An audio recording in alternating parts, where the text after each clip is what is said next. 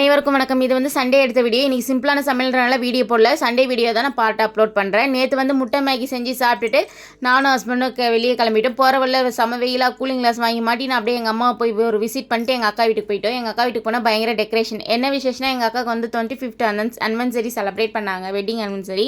சரின்னு சொல்லிட்டு வெளியாலாம் யாரும் கிடையாது, ஃபுல்லாருமே நாங்கள் வரைக்கும் தான், எங்கள் அக்கா கூட பிறந்தவங்க வரைக்கும் தான் செலிப்ரேட் பண்ணமே.